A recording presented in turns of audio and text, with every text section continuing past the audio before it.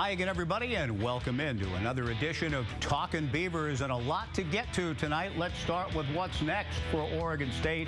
How about a trip to Arizona this Saturday against the Wildcats? 3 of the next 4 away from Research Stadium. The last time the Beavers went to Tucson, Storm Bars Woods had the game of his life, a career high, 161 yards rushing. He also caught 4 passes in that game. Storm hoping to take the Sonoran Desert by storm Bars Woods again this weekend. We'll talk about that, Rich Rod and the zone read, a whole lot more. It's all getting started now on Talkin Beavers.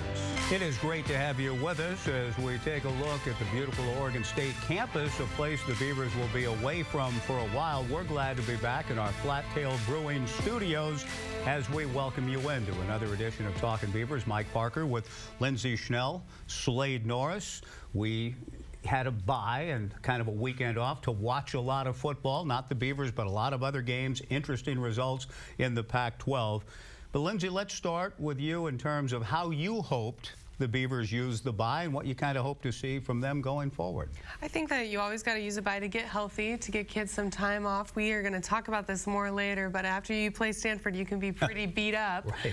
So I think that, you know, they took 4 days off. That was great. They practiced Monday this week. They typically take it off. But I think just little things, you know, tackling, bringing guys to the ground, being crisp. They get into a stretch now where they're going to play mobile quarterbacks. They've got to be able to contain them. Unfortunately, they go against them every day in practice now.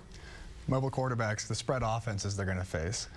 We haven't been solid in our run fits. I want to see our front 7 really mentally kind of re-go over their packages with all the run fits, especially in our nickel package.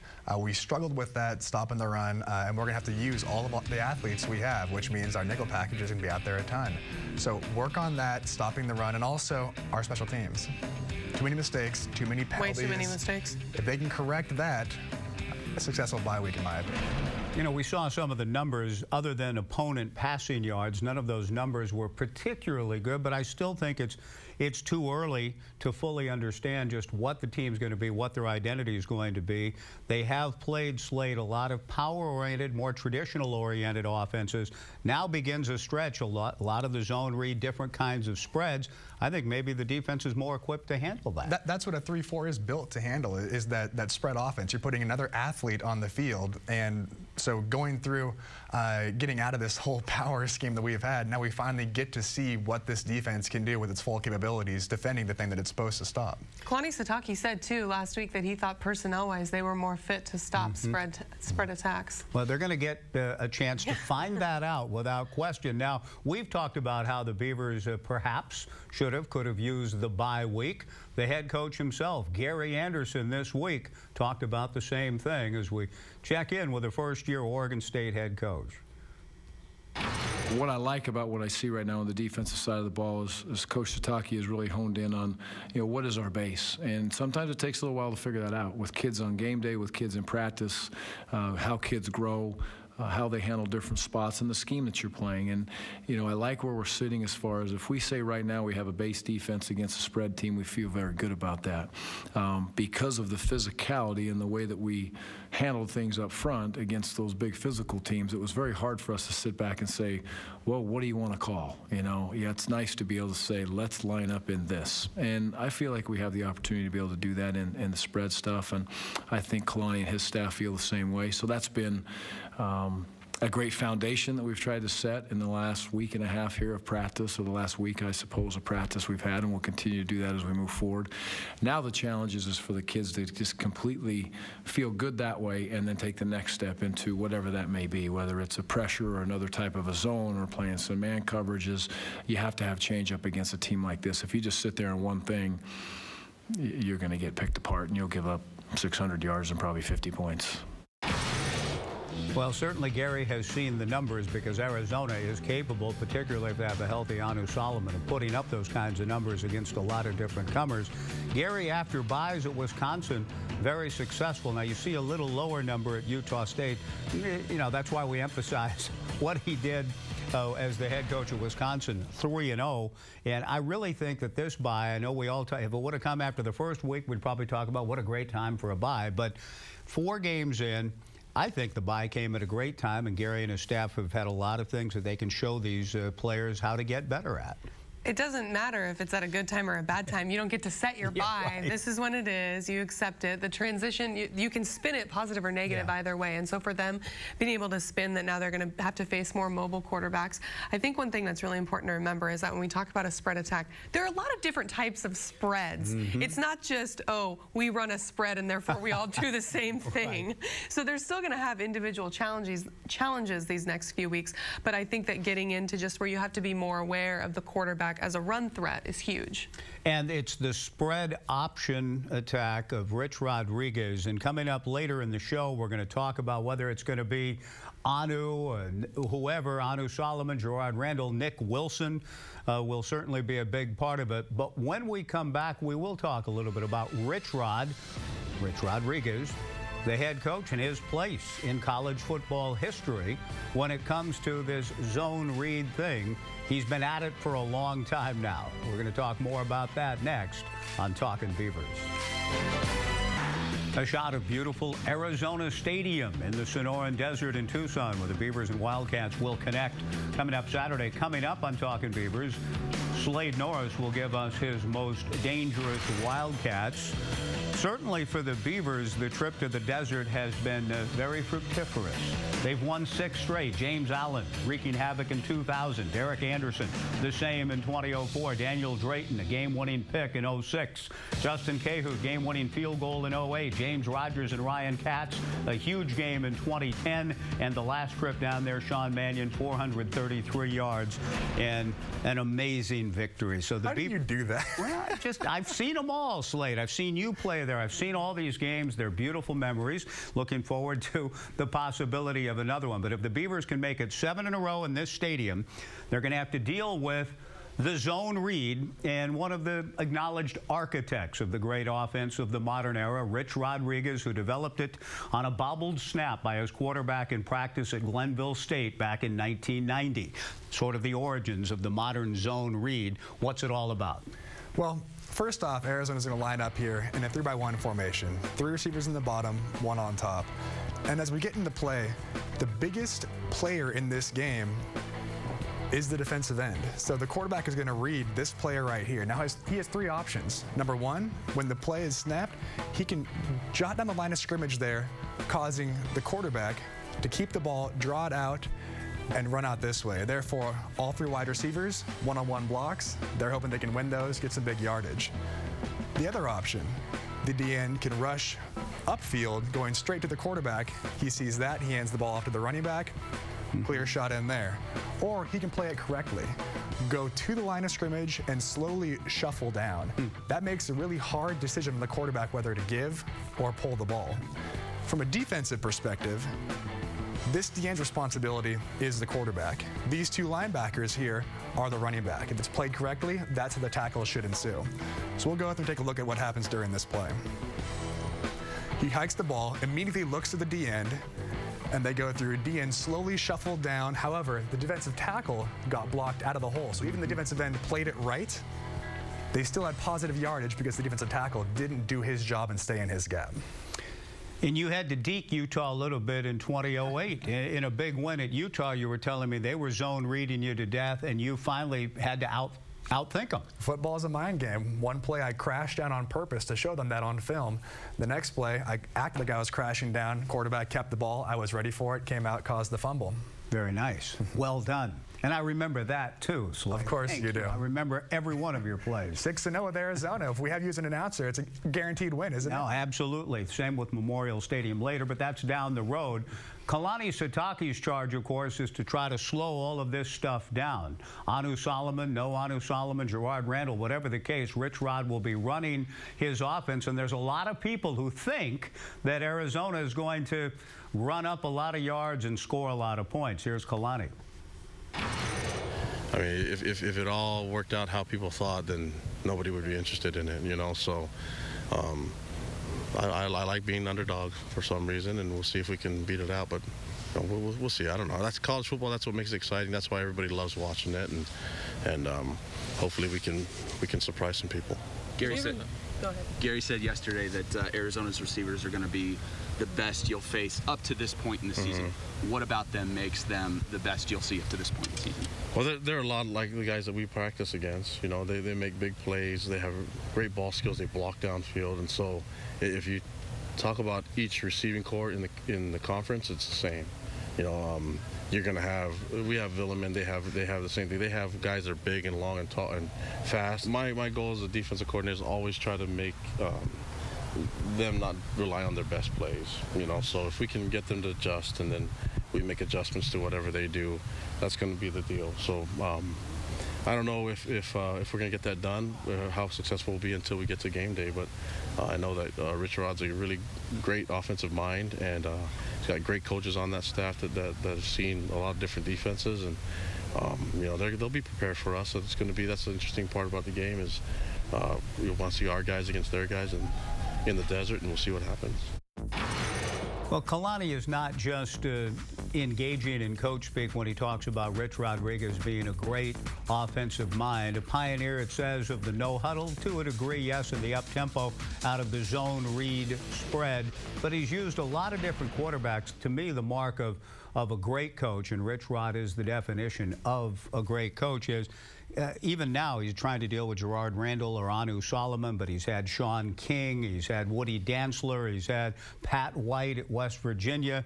And save for that run at Michigan, just about everywhere he's gone, he's found ways to be productive in his offense. Yes, Mike, first of all, I just want to say I really enjoyed that little trip down memory lane for you two. It was fun, thank you. So, yeah, Rich Rod, this is the first year in Arizona that he brought back a returning quarterback. That's huge. Anu Solomon is very, very good. There's a reason that he played last year as a rookie. He is the most innovative coach, one of at least the most innovative coaches in college football. Art Briles probably has something to say about that. But he's very, very good. He can make adjustments. You know, the reason that Arizona has beat the Ducks the last 2 years is that they knew Arizona knew what Oregon was going to do before Oregon did. It's Rich Rod's offense. And he has this great quote that he likes to say when they upset someone they're not supposed to. He says, we are comfortable being uncomfortable. We know how to play at this pace. So I think that that's going to be huge. Slade is all about the pace. I completely agree. They do a great job of, you know, methodically marching down, then they'll get a first down, then all of a sudden hyperspeed. Yep. And that's so hard in the defense. I remember being out there and you get used to this pace that the offense sets, and then all of a sudden they're coming at you fast, fast, fast. You don't get the call, you're not aligned correctly, and then everything goes to hell quickly. So that's really hard to defend when you got a coach that's that smart, along with the tempo they play at. Yeah, and the thing, too, we saw that from Oregon State's perspective when they sprung tempo on Stanford. Yes. Stanford was kind of, whoa, what's going on here? So, you don't always expect it. But with respect to the Beavers, they all say because they practice that way and play that way, they're equipped to deal with tempo. Even if Arizona, if Anu plays, can get going in their high tempo, do you agree that the Beaver defense is equipped to deal with it? I do agree. Okay, I agree to a certain degree. I agree because not only in practice, but there are a lot of teams nowadays that are doing that. Back when I was going, there was more power teams. You didn't have as many of these spread offenses. Now it's a copycat league. A lot of people are doing this, so you face it more, and therefore you practice it more. Okay, I agree, but it's a new offense to Oregon State still, so these players are still adjusting. It's far from perfected. Arizona is better equipped to go against it because they've been going against it for a few years. But yeah, I think personnel-wise, they match up better. But as far as the tempo is the same all across the board. It's just okay. If they catch Oregon State off guard, I will not be surprised. Just a good thing the game's at Arizona Stadium. Right? Exactly. So the Beavers heading down to the desert coming up on Talkin Beavers as we continue to prepare you for the big matchup in the desert. Nigel Burton with his weekly Burton's Breakdown coming up next. Nigel, what's up? Hey, Mike, coming up next, we want to show why, even though Oregon State's coming off a bye week, still not sure how exactly we're going to attack the Arizona Wildcats. First and 15 now, and Anu Solomon under pressure throws it. I just think his demeanor, he has that kind of calm, cool, and collective. He doesn't get flustered under certain situations. I think that's what makes him a pretty good quarterback. Solomon will throw left side. He's a terrific leader, makes sure the guys are right before he's right. He does a lot of things off the field that completes his character on the field, and that's being a good ball player. Solomon rolling left, throwing downfield, got a man open, caught inside the 5, into the end zone, touchdown, Arizona. I think we can do more with him. You know, he's a year older, bigger, stronger, faster. He's got some experience in the system. And I think he's comfortable doing more. But we got to be careful. We don't try to do too much and try to be the smartest guys in the room, so to speak. So, but I do think a new Solomon is poised for another big year. Quick pass. He's going to go down to Caleb Jones in the end zone. Anu Solomon leading the Pac-12 last year, and in fact, all freshman quarterbacks in the country with 3,793 passing yards. This year, you see highlighted the most impressive number, 11 touchdown passes, no picks. However, he's been limited due to concussion protocol.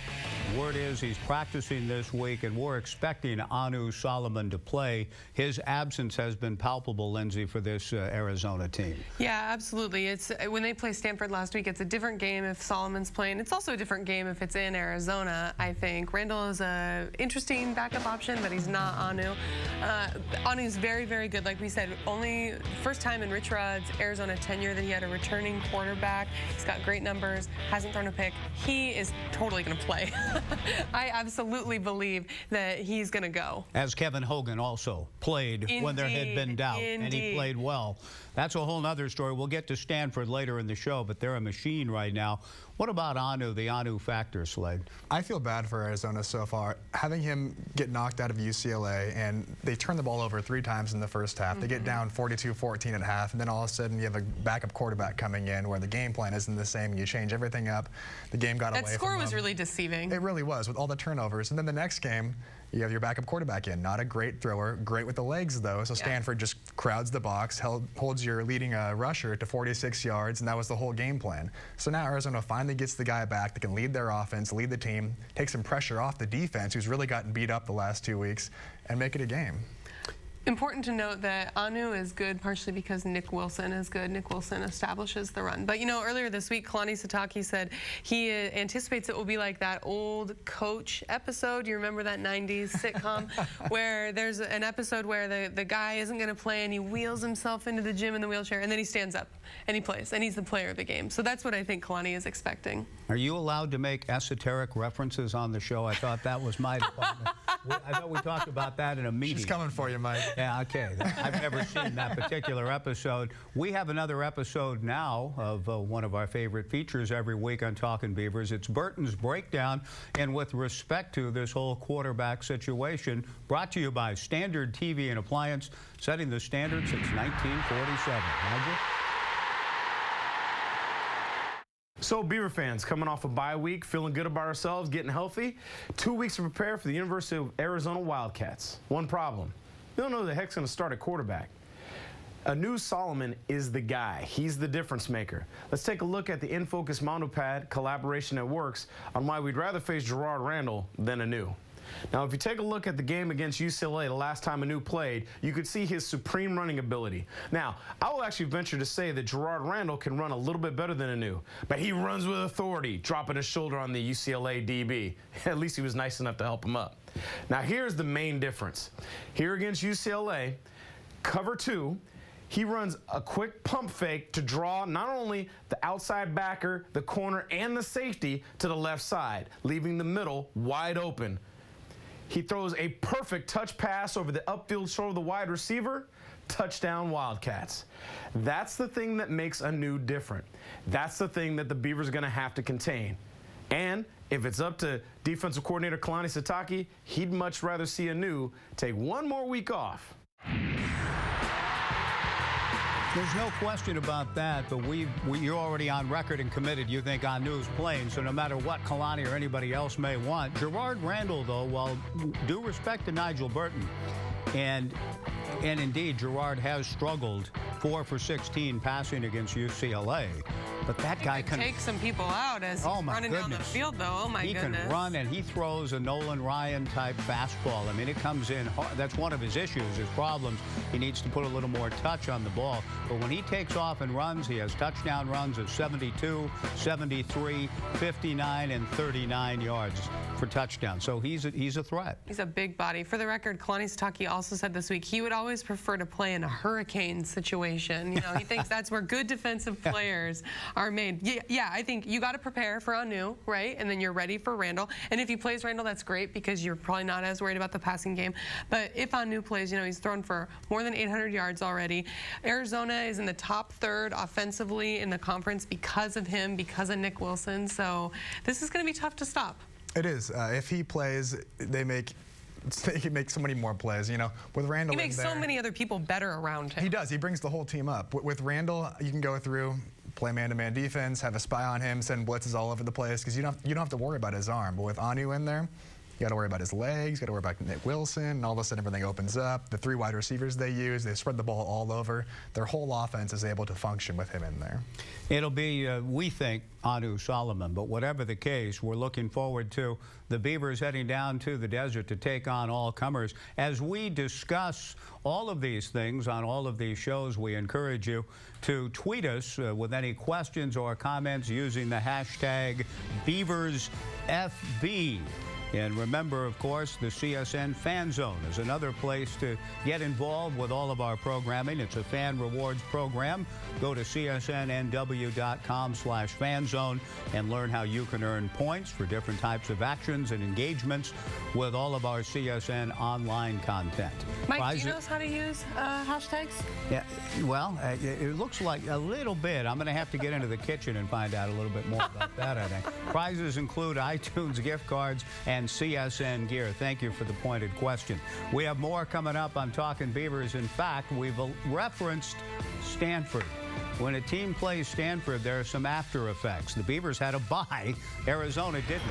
Both teams' last opponents as they head into the Sonoran Desert Showdown, the Stanford Cardinal. The Beavers have had a bye after their encounter with the Tree. Arizona didn't, and I think as we hear from safety Justin Strong for the Beavers, it's probably a good thing the Beavers had a little bit of a break after dealing with that physical, powerful Cardinal machine.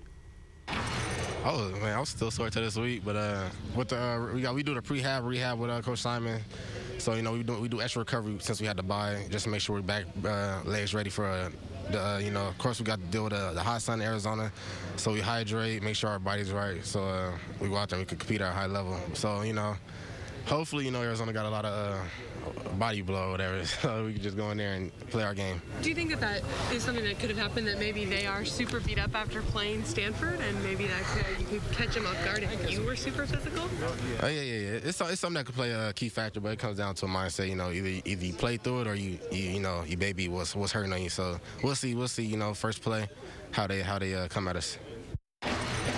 So I heard in that dialogue, Lindsay, that you were having with Justin Strong, is this a new stat, a new theory in college football, the body blow theory as it relates to Stanford? We see how teams have reacted after playing against the Cardinals. Okay, so the body blow theory was coined by my friend Bruce Feldman, who's a reporter at Fox Sports, a few years ago, actually based on Stanford when the Cardinal had David Yankee, Trent Murphy, Shane Scove, and they just beat people up all the time. Every game, all game.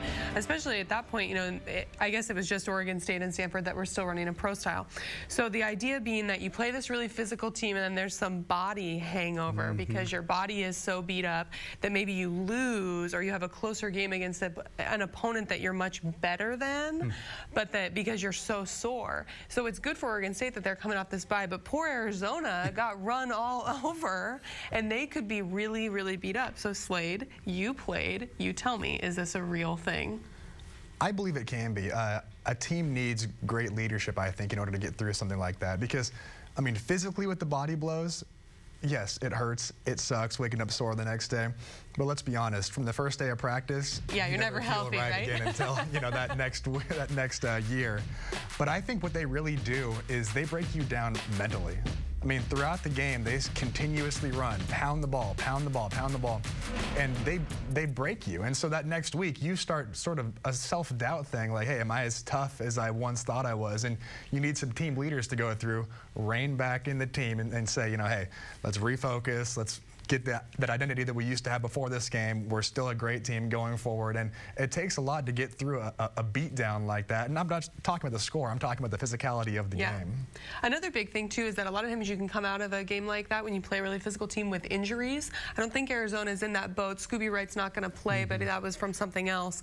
But you know, if you have guys that just have lingering things, you know, and you get one good hard hit as a defensive player, mentally that can break someone. And they've had 2 games in a row where they've had big losses. I mean, granted, now they're getting their quarterback back, probably, but that will screw with your head. I mean, are we the team we thought we were at the beginning of the season? Yeah, everyone thought Arizona was like a dark horse contender for the Pac-12 South and maybe the college football playoff.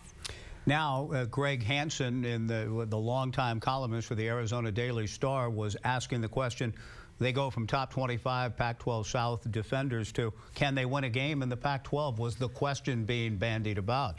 So I think we need to remember that even in defeat to UCLA, Arizona did rush for 353 yards. So they still have all sorts of weaponry on offense. The Beavers do too, and in fact, coming up, it was a revelation against the Stanford Cardinal, being called throughout Beaver Nation null ball.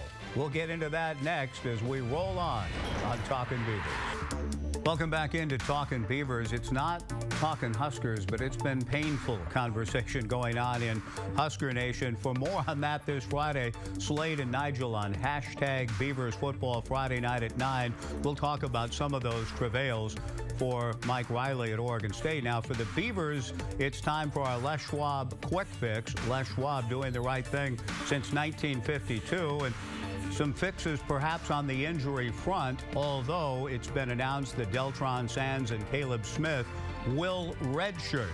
But Chris Brown expected to be back in the running back fold, and a guy that we expect to see a lot more of going forward, Ryan Nall, with apologies to Slade Norris in the Holy War. Slade, of course, the pride of Jesuit. Ryan Nall out of Central Catholic High School and made a tremendous impact on Beaver Nation and the country with his sequence against the Cardinal in the Beavers' last game at Reser Stadium. I asked Ryan about that big moment under the lights. You know, we called the same play 3 times in a row, back to back to back, and I was just running. I just want to get into the end zone, and you know, I just kept driving my feet and dove for it. It was so much fun. I mean, I couldn't ask for something better. You know, just to be out there with my team, helping them out, and playing with the guys. And I think one of the best feelings about it was after everyone was just hyped up, hit me on the head, congratulating me, cheering me up, picking me up. It was just a great experience. Well, that was as electrifying a sequence as we've seen at Reser in a long time. So we expect to see more now of null ball. Deltron Sands redshirting. Chris Brown, though, back. But with Storm Bars Woods hoping to repeat the performance that we saw him dazzle us with 3 years ago down in Tucson, I'm really looking forward to seeing how Dave Baldwin and the offensive coaches, Telly Lockett and so on, find creative ways to use Ryan Nall. Well, first of all, I think that you have to, from here on out, Mike, call him #nullball, just so we can get you used to the hashtags. I'd also like to say, Ryan, just to you, that I'm from Sandy, Oregon also, and I am extremely upset that you betrayed the Pioneers to go to Central Catholic.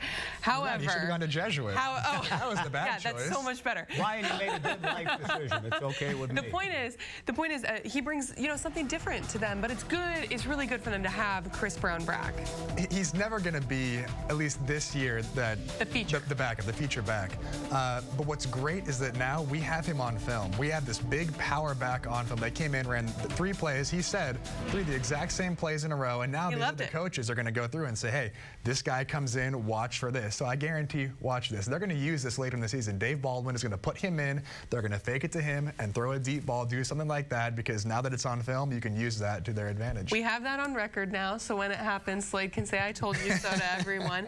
But absolutely, he's just another threat. That's huge, and you bring bring him in as a decoy. He's just standing on the sideline. The best thing about that is similar to when they had all that motion on the goal line a couple weeks ago, is that no one saw that coming. You know, the TV announcers, my dad, who's also a Sandy resident, was texting me like, oh my gosh, this kid from Sandy just scored a touchdown. Central Catholic, I think. But, you know, the thing, too, that was on 2nd down and 2, it was interesting. He was almost a decoy because they brought Ryan in. They had a heavy set look, and I remember Seth rolled out. He threw an incomplete pass. Then they came back to the 3 straight hits. But it's clear with Nall on the field, it creates that sense of what's next from this Beaver offense. Those linebackers see that, and I guarantee you they're going to be going right for the line of scrimmage. That's what they think is coming. I just love it. We haven't been able to say that Oregon State's offense is unpredictable, right? Under Mike Riley, a lot of people, it bothered them that we always knew what was coming. Now I think it's great, and it's a headache if you're a D coordinator prepping. And those formation shifts on the first touchdown by Seth Collins that we talked about last week on Nigel's breakdown, it was a lot of fun. There's a lot of moving parts. Literally. And indeed, literally. And options for Dave Baldwin. Now, there's always plenty of options for you at the OSU Beavers store, but it can be overwhelming to go in and see all of the great stuff. That's why every week we go to our own Slade Norris, who helps you perhaps focus on what to get at the OSU Beavers store. Slade?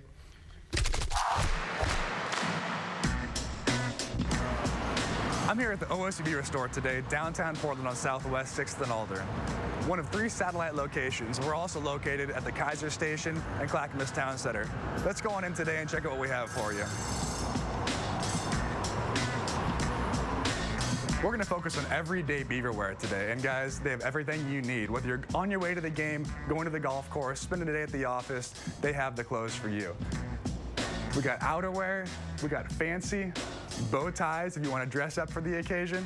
Take a look at everything. We got dress shirts, a little more outerwear, and then on the golf course, polos. I wear these guys. They feel great, you look great, you play great. OSU Beaver Store, fans start here. I mean, I have a couple that's on my list right now, but I would probably say the Caleb Jones. I look forward to guarding him. He's a big guy, big receiver, 1,000 yards last year. I think that'll be a good matchup, but there's a lot of receivers, though, but if you make me single out one, I'll probably say him. Cornerback Larry Scott talking about one of the challenges he and the secondary will face in the desert as we welcome you back into Talkin Beavers. You can see offensively Arizona's been very dynamic. On defense, they have struggled. They're 110th in the country in total defense. They've had 16 recruits under Rich Rod either transfer, defect, or leave the program, get hurt. They're without one of the best players in the country in Scooby Wright. So defensively, Slade, as we come back together at the Mondo Pad, I like you in this position. You handle the Mondo Pad well. But it's great to have you back here where you broke down the zone read. But those numbers are pretty ugly defensively for Arizona. They are, and with Scooby Wright, that could change things, and he'd be pretty high in this board if he was playing in the game. We're going to start here with the defense with Will Parks. It's never a great thing when your defensive safety is leading the team in tackles. He has 36 tackles so far, but when he does make the tackle, he's forcing fumbles. 2 fumbles forced, 4 pass breakups, 2 tackles for loss. He does come up to line of scrimmage and blitz occasionally, but he's really the playmaker on that defense right now, trying to turn turnovers for the offense. He just missed an interception opportunity against Kevin Hogan last week, and against Hogan and Stanford, when you get your chance, as the Beavers saw, you better take advantage of it. But Parks is a very talented player, so as we continue to look at most dangerous items on the Arizona roster, Parks at 4, who's number 3? Number 3, we're going with the whole group, with the wide receivers. It's almost more dangerous to have no standout receiver, and that's kind of how this year's been so far. There's no one person to focus on. And you look at their stats: Johnny Jackson, 236 yards, David Richards, 242, Caleb Jones, 241. They're all real similar. They have a lot of touchdowns. They're good players.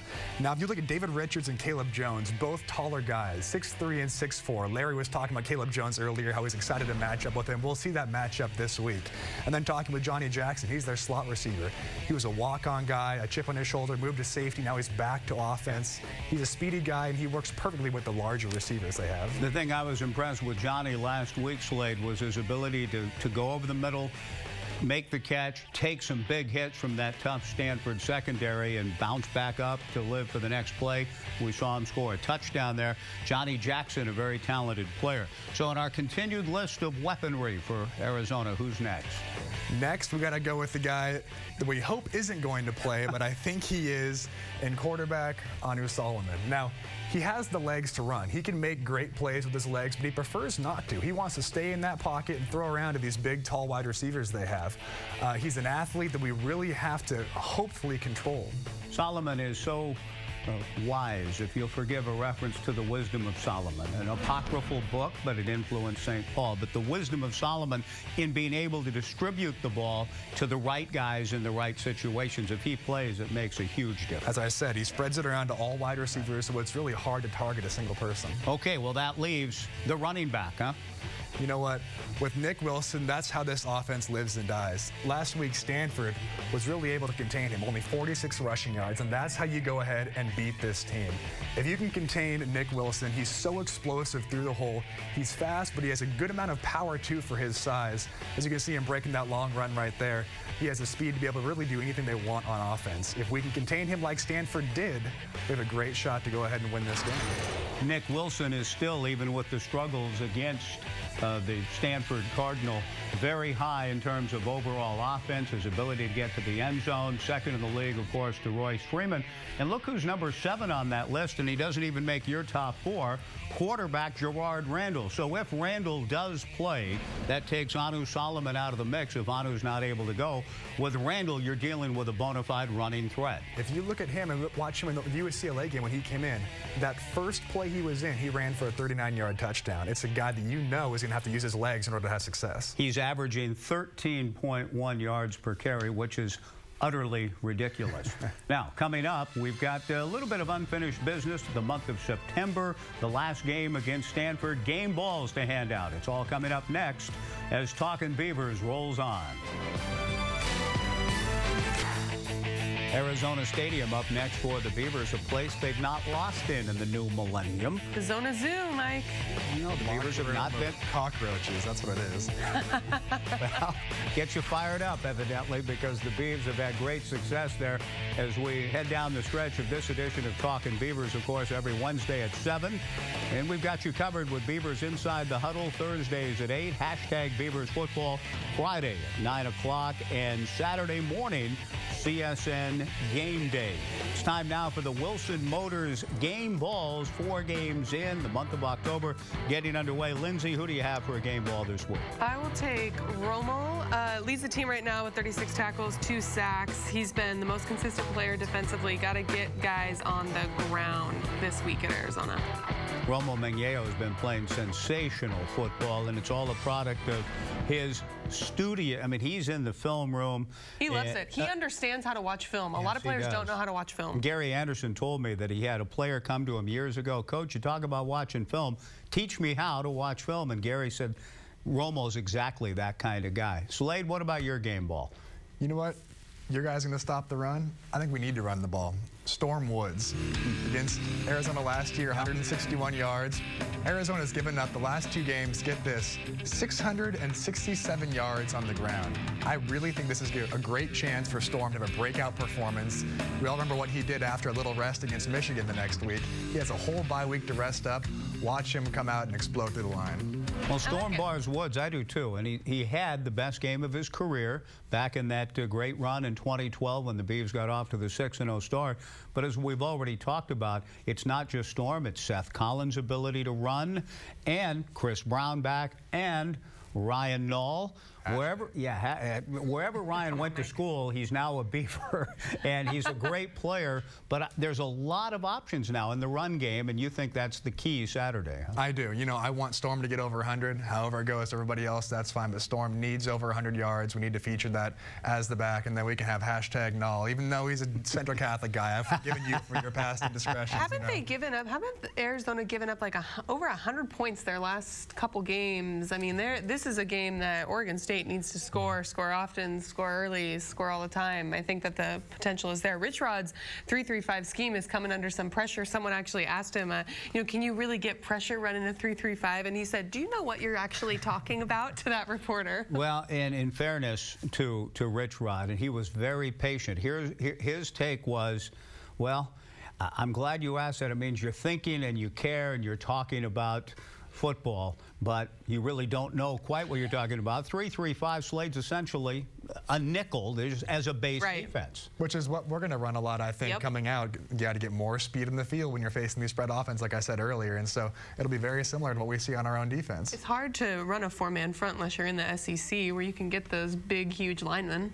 And it's getting, as Kalani Sitake talks about all the time, the best 11 on the field. And certainly speed will be a huge factor coming up this weekend as the Beavers and Arizona square off in the Sonoran Desert. We are extremely excited about next week and talking about what unfolds down in Tucson. And we also hope that you will join Slade and Nigel on #BeaversFootball on Friday to talk about the big challenge that the Beavers face in trying to go 7-0 in the 21st century at Arizona Stadium in Tucson. And then, of course, CSN Game Day coming up Saturday morning at 9. The Beavers heading to the desert. Thanks for joining us tonight. We'll be back to talk about it all next week right here on another edition of Talkin' Beavers. So long, everybody.